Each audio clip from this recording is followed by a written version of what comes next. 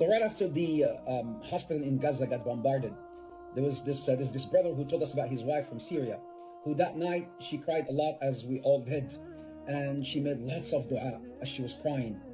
And then she went to sleep that night and she saw Prophet Muhammad. She saw a vision. In that dream, she saw Prophet Muhammad in the Al-Aqsa, in the plaza, sitting in Al-Quds, and around him were a lot of people, Muslims, telling Prophet Muhammad about their pain, their sadness, and Prophet Muhammad kept on listening and smiling. And then he told them, Abshiru fa inna al-nasra qareeb. He says, good news to you, good news, glad tidings, the victory is near. Et dans la deuxième partie de la vidéo, le prophète sallallahu alayhi wa sallam s'est donc tenu debout, et derrière lui se trouvait une armée énorme, gigantesque.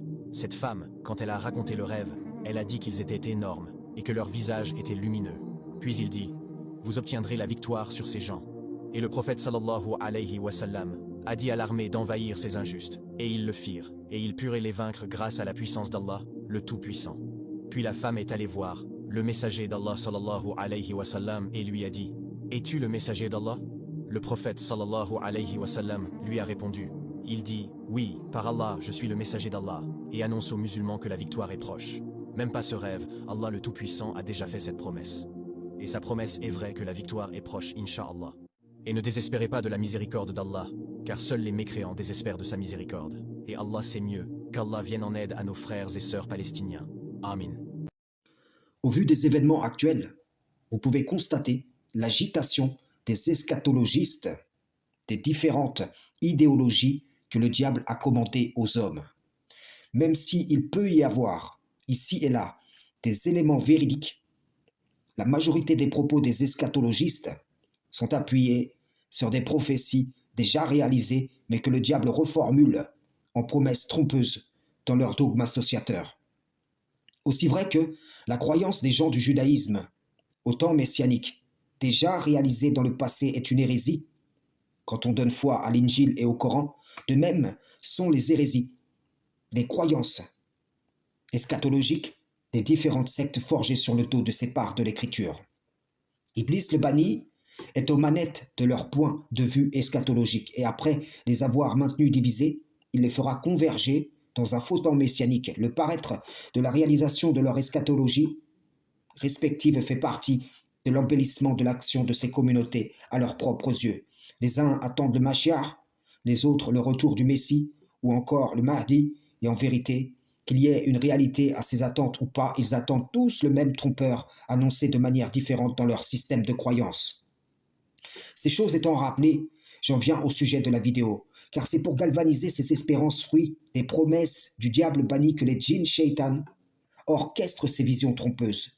Je vous le dis, cette femme n'a pas vu le prophète. Il ne lui a pas parlé, il ne lui a pas souri, il n'a pas écouté les plaintes des gens, il ne lui a rien promis. Mais ce sont plutôt des diables qui ont projeté cette vision pour que cette dame la raconte, qu'un imam la relaie et que cela serve à conforter les sectes associatrices idolâtres du prophète Mohammed dans l'erreur. Le diable banni sait que ces sectes foncent dans le mur, illusionnées par ses promesses, et donc pour s'assurer qu'elles ne rebroussent pas chemin, il utilise entre autres les rêves. Car ces gens croient en des mensonges tels que si tu as vu le prophète dans un rêve, c'est obligatoirement lui, car le diable ne peut prendre son apparence. Ou encore, si tu rêves après Fajr, ta vision est vraie, et ainsi de suite. Comprenez-vous? Ce sont des signes évidents que les diables tiennent le gouvernail de ces embarcations maudites que sont ces concepts qui fédèrent ces gens. Rendez-vous compte, un seul rêve trompeur peut induire en erreur ou conforter en celle-ci des milliers, des millions de gens. Vous êtes arrivés au même niveau que les chrétiens qui ont fait d'un homme une divinité et qui font de leurs rêves où ils rencontrent un diable se faisant passer pour lui un témoignage visant à séduire le plus grand nombre possible. Je vous le dis, vous êtes dans le camp opposé au parti d'Allah. Si vous ne revenez pas, Mohammed vous désavouera sans aucun doute. Vous êtes devenus ennemis de la cause d'Allah. La ruse du diable est certes faible, mais pourtant, à chaque fois qu'on vous pousse vers l'association, vous y retombez en masse. Quand vous dites « Nous sommes la communauté de Mohammed », je vous réponds, vous êtes au nombre des légions d'Iblis le banni. Frères et sœurs en islam, salam, shalom.